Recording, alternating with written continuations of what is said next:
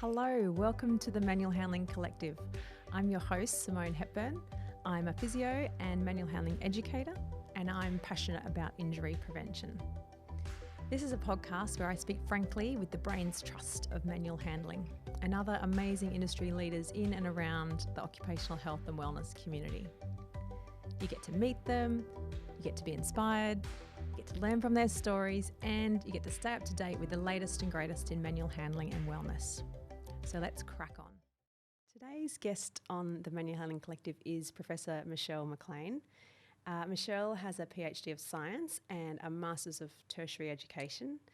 She's had a long history in the academic world with various appointments around the world, some in South Africa, United Arab Emirates, and now for the last 10 years at Bond University here on the Gold Coast in Australia, which is where we met in the physio program and the medical program.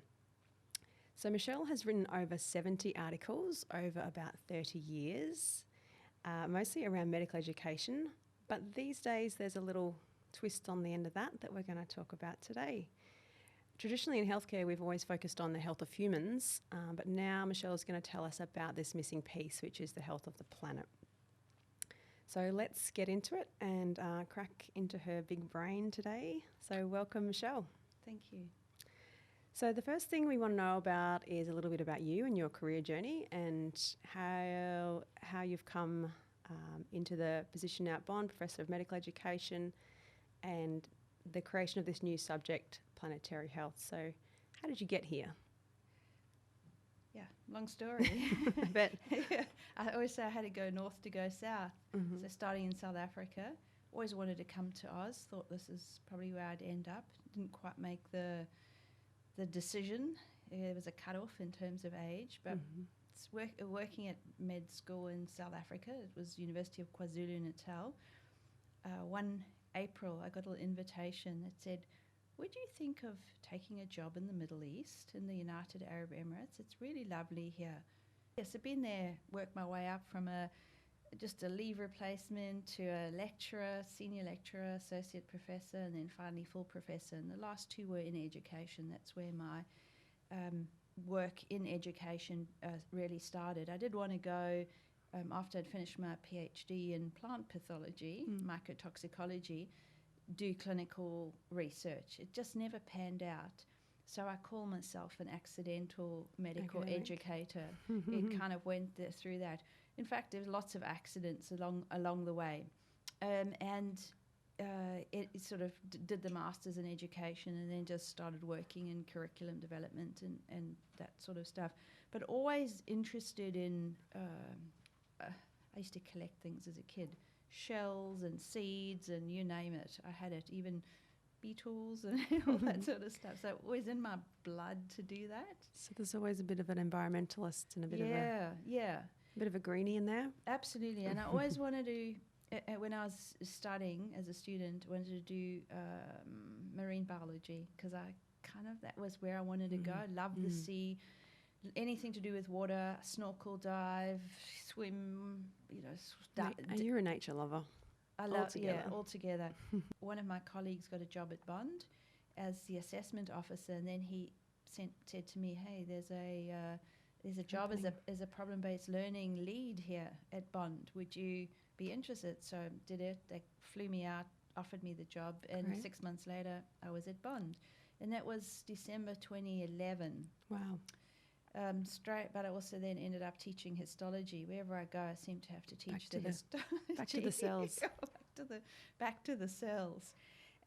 So where did Planetary Health come in? 2011, I wouldn't really have thought about climate change. Still loved the hiking, going out, doing stuff. Loved Binnabara. The hinterland's like my backyard. I feel it's like my backyard. And things just started getting worse and worse. And I just kind of thought, I really need to find somebody else in Australia who's on the same page as myself. So I ended up before I found this person, after the AMC, the Australian Medical Council, had come to accredit the medical school, I got identified as someone who wrote articles, did research, and so they put together this group of people who one was from each medical school. One was going to be curriculum, and one was going to be research. And I was the research person for Bond, the scholarship. And the person who put it all together, I said to her, is there anybody else in Australia who's concerned around climate change and what's happening and preparing our students for the inevitable? And she said, yes, there is someone, and she's at Notre Dame, which is the other private uni, right? And Lynn and I, it's Lynn Madden and myself, we work very closely, and we've ended up as a medical deans group, working for their sort of the curriculum committee and having inputs into that. So that's kind of how that's on. And we've gathered people along the way, and it's now gone cross-disciplinary. So Kristen Mackenzie Shelders is a dietitian at Bond. She's also really into this. And you pick up people along the way who you have never met. You've started something, Michelle. Who you haven't met. So started writing at invitations to write books, book chapters, for instance. You say, okay, it's not just about medicine. Healthcare is not medicine. It's everybody. Yeah. So just taking back a step, I think traditionally people in healthcare thought about the health of the person, right? And that's sort of back in that 2011, and now it's being more commonly recognised that it's not just health the person we need to focus on, it's the health so planet. this is where it goes. This is where how it develops. It's always about climate change, global warming, and everybody. There's still groups who'll just talk about climate change, but it's not just climate change. There's all sorts of other environmental changes that are happening called I call global environmental changes, and collectively, it's an ecological crisis. So we've got deforestation, we've got the pollutants. And I'll let you keep going, but I was reading some of this stuff, and I said to my children, my daughter's 10, I said, what else is there other than climate change? And she says, oh, Mum, that's easy. They're cutting down the trees. The water's getting polluted, and the air's got stuff in it that's making it hard to breathe. And I went, oh, she's 10. And she knows about global environmental changes. She knows about these things. Yeah, they're all interconnected because if you cut down trees, the carbon source disappears. So carbon goes up. They sink, so it goes up, and that leads to global warming. And the oceans are sinks as well for carbon, and so that leads to acidification of the oceans and warming of the oceans. So the bleaching of the coral reef is because the 80% of the planet is water, and it's absorbing the heat. So the Paris Climate Accord says we need to try and keep it below 2 degrees, but preferably below 1.5.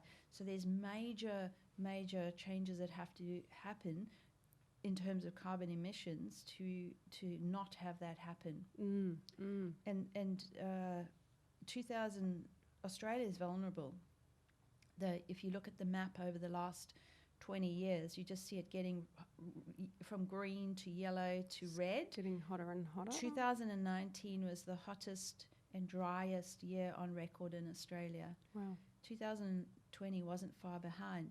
But because we were all locked up, there was a lot, the air pollution wasn't as bad. And the water got clearer in the canals in Venice. Yes, all those sorts of things. Yeah, so we weren't burning fossil fuels and polluting our atmosphere. So back to your question about planetary health. What is planetary health? So for me, all medicine is public health. Because we interact with our environment all the time. And what happens in one part of the world drifts across through the currents in the water and the air and affects other people. So so we are part of an ecosystem as a human. We happen to be at the top of the food chain because we just consume almost everything else on the planet. But we're part of that ecosystem. And we have become disconnected from it for a number of reasons. And those reasons are technology. We just don't think about us being part of it. We've controlled it. It's there for us to use. Yeah, human health and the health of the planet are separate things in some people's mind. We're not in that ecosystem anymore, or those ecosystems. It's probably just easier to talk about a big global or planetary ecosystem.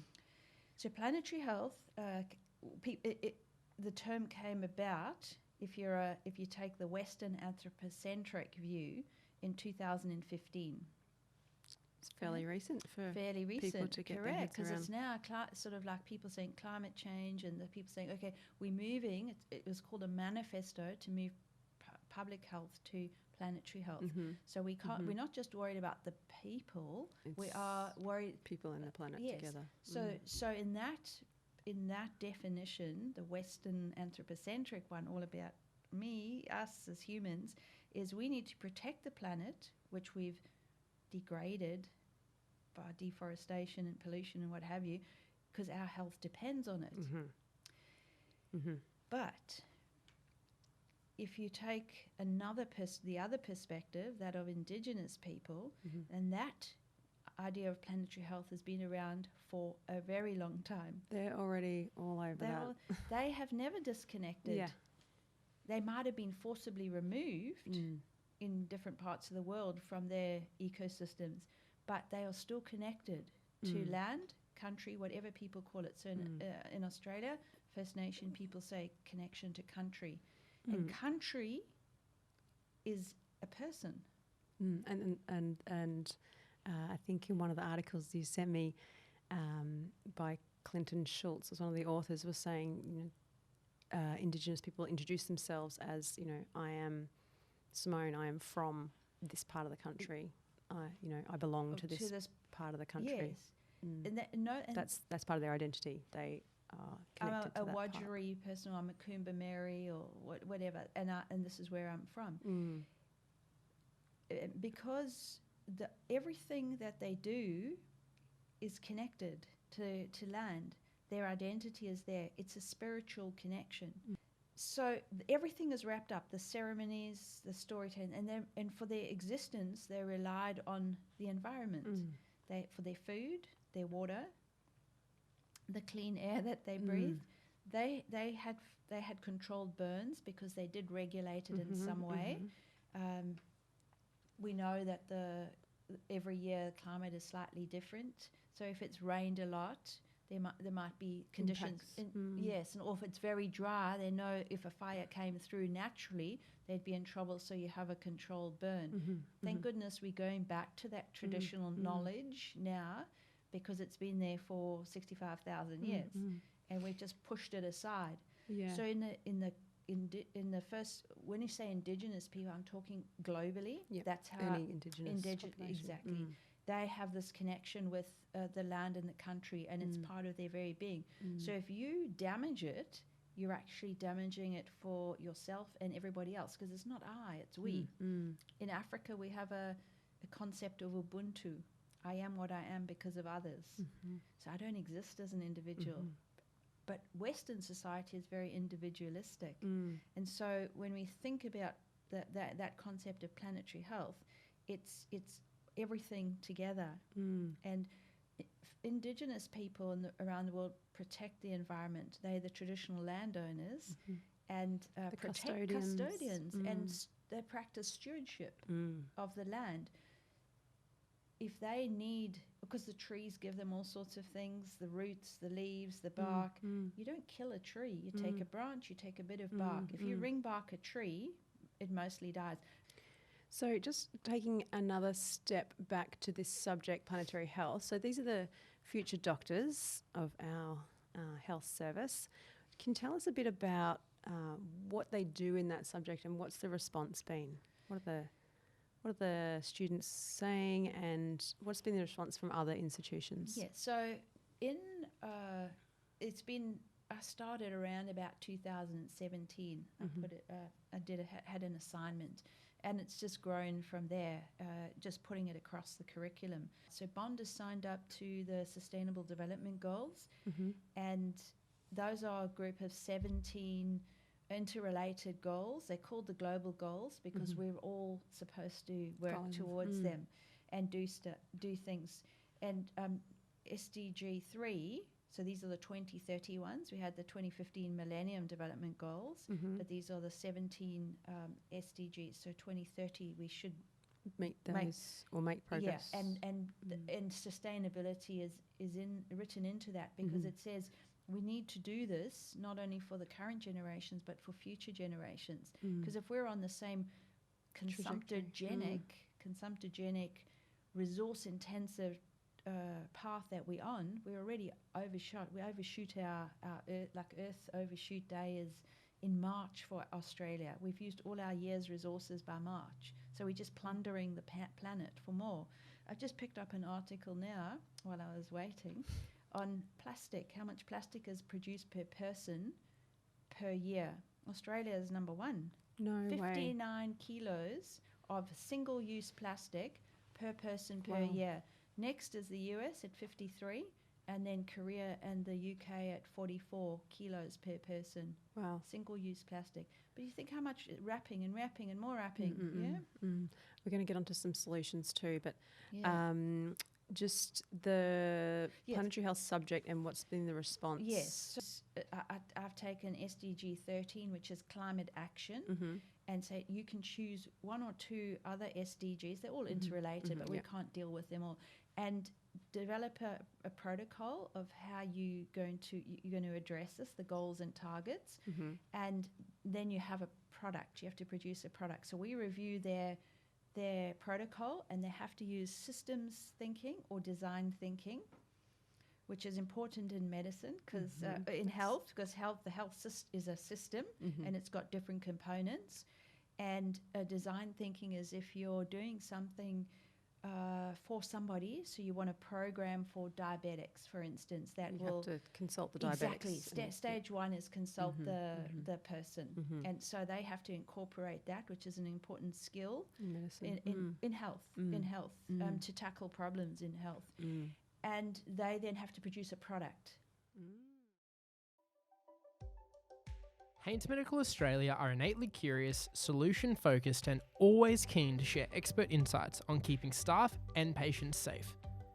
That's why today's Manual Handling Collective podcast is proudly brought to you by Haynes Medical Australia. So in the UK, for instance, now UK is way ahead. So really? I'm going to talk about the health system here because that's where it's kind of environmentally sustainable healthcare, but it's relevant for you for your the listeners around healthcare, and the UK has really taken big steps in this. They have a Climate Act, 2008 Climate Act, that says by 2050 we'll get net zero, right? And that's where net zero is your carbon emissions, net zero. So that's been around for quite a while. And the NHS and good people in that system have been driving it. So they now have net zero in the NHS by 2030. Wow. 2030. In 9 years. Do we have anything like that? Nothing. Okay. Absolutely nothing. But to ensure that the students would be ready for that system where it's all happening, procurement, because that's a big one, the procurement, the transport, and of course purchasing. The waste. And the waste management. So their standard, they've got tomorrow's doctor, which is the GMC, the General Medical Council standards, and they wrote into I think it's standard 25, that by the summer of 2020, which was last year for them, September the start, which was all online, all curricula had to have sustainability written into it. Fantastic. So they have to learn about climate change, they have to learn about environmentally sustainable healthcare. And there's a lot of work being done in healthcare. So it's happening. We're doing it in Australia in our different curricula without anybody telling us we have to do it. So it's being driven by champions doing it. Now, if I go, a lot of the bodies like the World Medical Association and the AMC and the GMC, they've all declared climate changes. Pharmacies declared a climate emergency. Everyone's done it. They've all said it's happening and we have to do something. There are other occupational therapy. In 2018, they put out their environmentally sustainable occupational therapy in the different domains, what you can do in teaching, in research, and in Great. practice. And physiotherapy has an Environmental Physiotherapy Association. It's being driven by... I looked at that online. Yeah, it's excellent. I'll put some links in the show notes to some of these. Yeah. So I've kind of been active in this area, and I've been inclusive, as I've said to you, because for me it's interprofessional, multi-professional. It's not just medicine that has to. It's everybody. Health is everybody. Everyone works as a team. We have to get a consensus statement out around health professions education, and we did. It took 10 months of gestation. The person who was running it had her kid before. She was supposed to deliver after, but it came 5 weeks early and we were delayed. So there's this consensus statement. I've got that. I'll put that in the show notes as well. Learning outcomes, and anybody can take them. We've used the Sustainable Development Goals as one of the frameworks. So learning outcomes, examples of activity, examples of assessment, and so on. But a very interesting thing has happened is the medical students have what they call the Planetary Health report card, and they evaluate. It's in the US at the moment. All the medical schools of how much. And they give them an A, an A plus, an A minus, a B, a C, a D. So a prospective student might choose an institution based on their efforts towards sustainable healthcare. And it's freely available. You can go and have a look. Look at it if you look it up. Planetary Health report card. So they did one. It had about 6 or 8 med schools, and now they've got like 20 that have been done. And they plan to do it in Australia, and they plan to do it in Canada as well. So there's a lot of students driving this. The Canadian students, they're called HEART.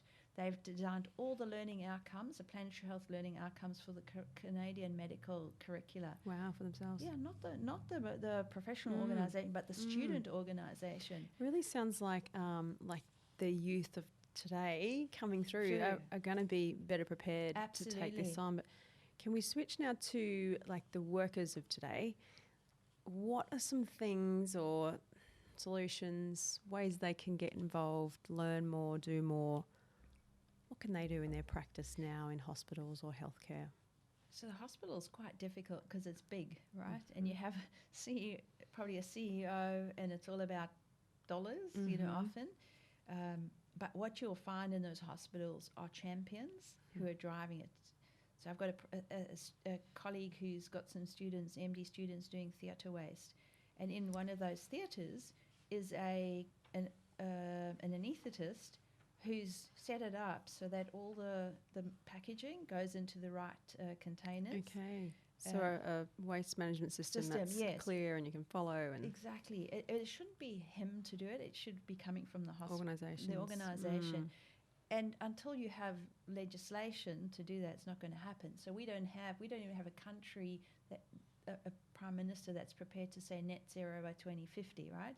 He's getting pushed to do it because COP26 is going to happen in Glasgow in November, and Boris has already had a word with him. Biden's got his climate thing going, So Australia's the pariah when it comes to climate change.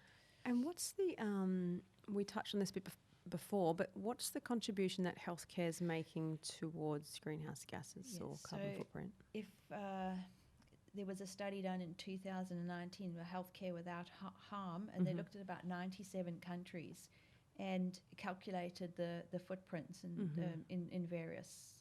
They got their ways of doing it, but it's a comparative one.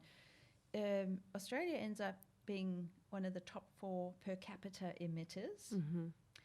If you take it just the 25 million as a whole country, and you take China, is no comparison. But when you come per capita, that's then you can compare. So Australia's per capita one of the big 4, with US, Canada, and Switzerland. Wow.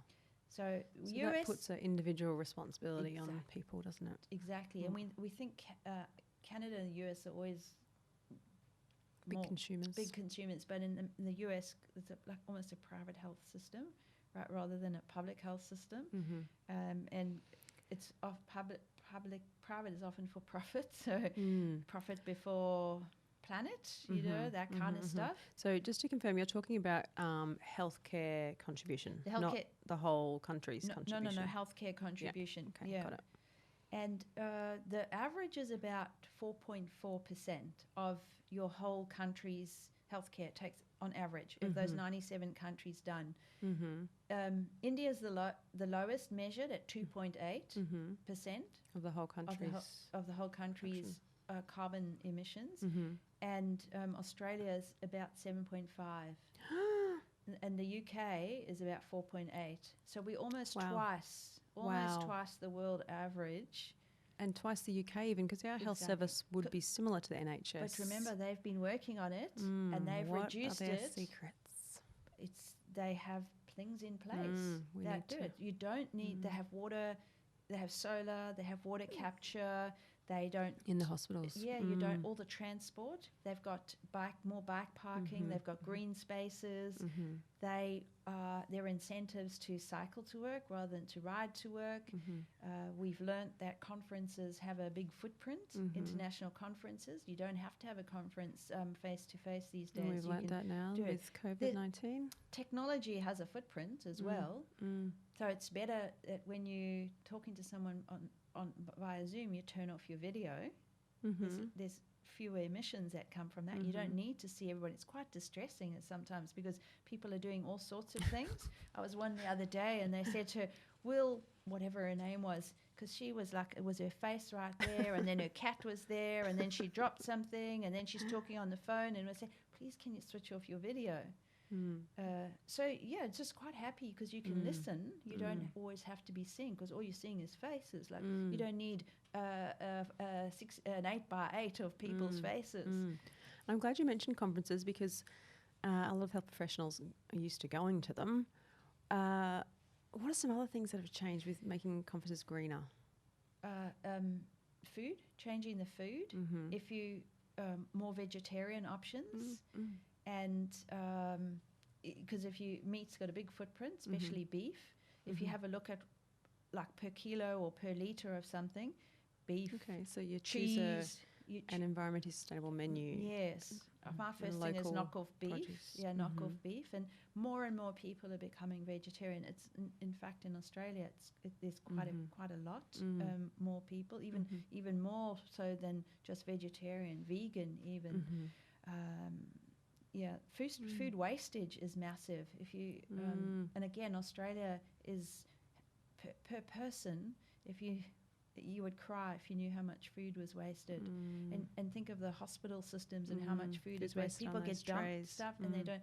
So a lot of it is just you order what you want. Here's the menu, and it's made specifically for you, right? You choose a meat-free menu or whatever the case. No, I don't want soup today. I don't want. I just want a sandwich. It's much easier, much less wastage that way.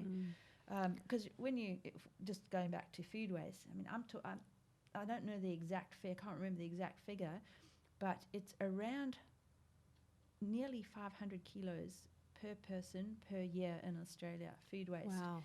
There's wastage. That's a lot of food if you could mountain that up and picture it. So when you talk about a footprint and what you do about it, the first thing is mitigate, reduce that footprint.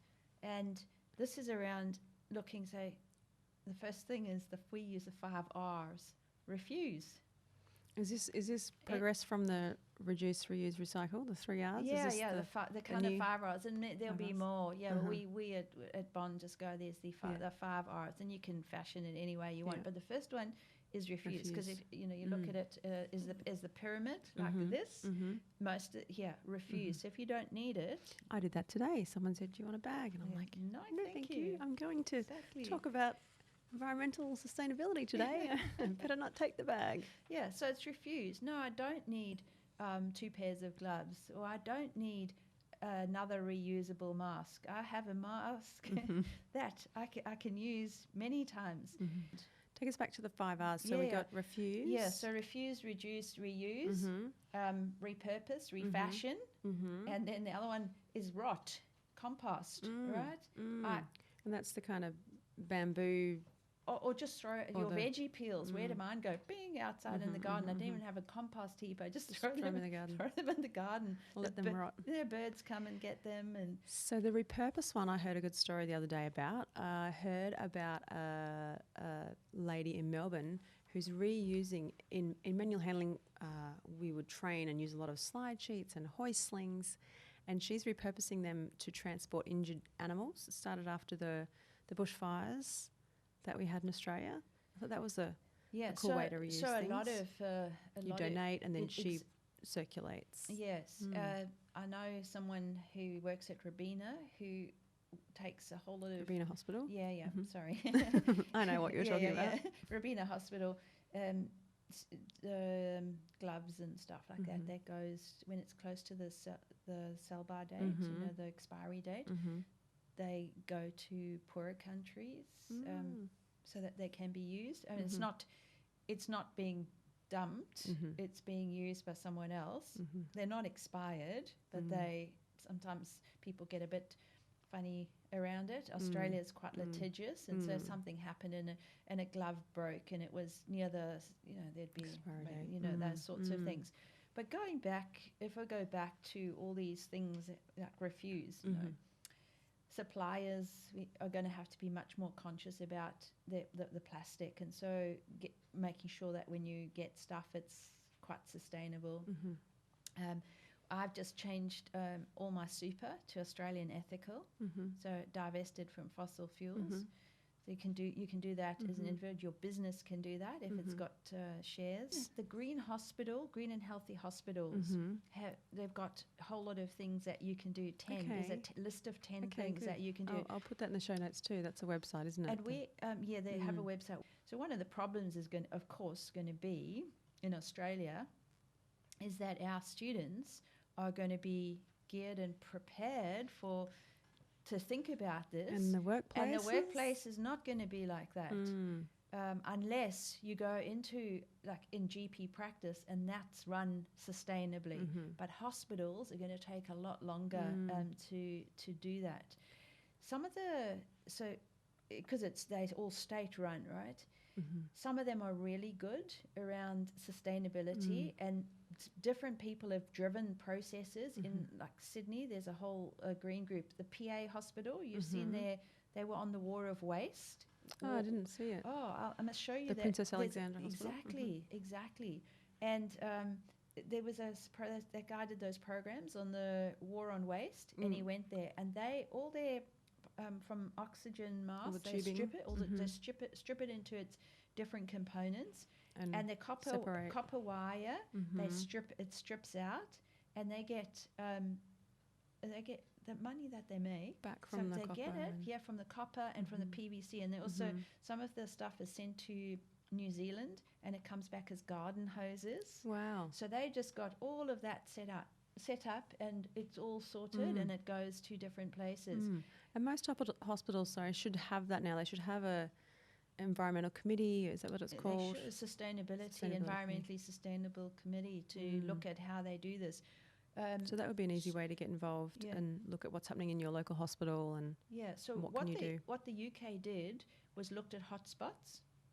Theatre. Theatre is a hotspot, and I'll tell you a little bit more. Farm. Because if you look at packaging in the just the footprint of pharmacy is in the Australian system, it's 19% of the total emissions. Wow! Because if you think about all the process, like from R&D all the way, production, water that's used, the packaging, now it's all blister packs, transportation. And then over-diagnosis. And then the waste. And over-prescribing. Yeah, and then the wasted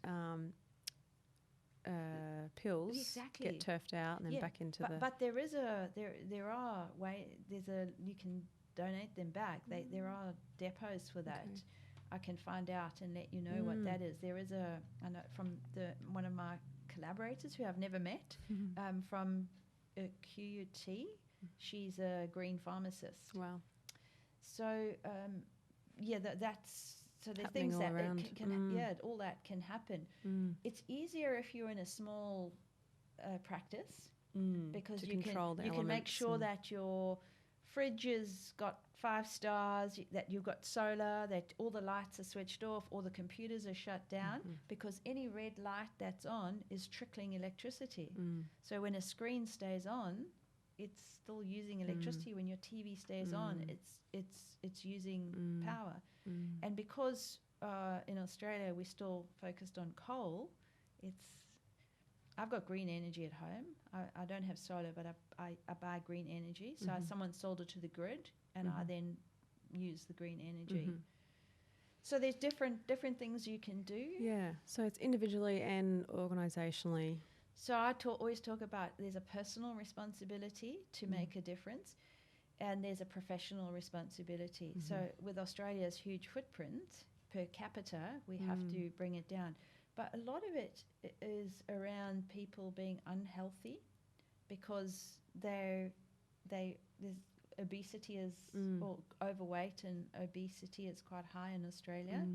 And if we just ate properly, not so much of the fast foods, which uses lots of packaging anyway, we'd be better off that way. So I spoke about mitigation. The other one is co-benefits. So if you cycle to work, you're not producing carbon, and you're getting the exercise, the benefit of the exercise. So what is it we can do that benefits the environment and the health of the person? And then the last, the other one is adaptation.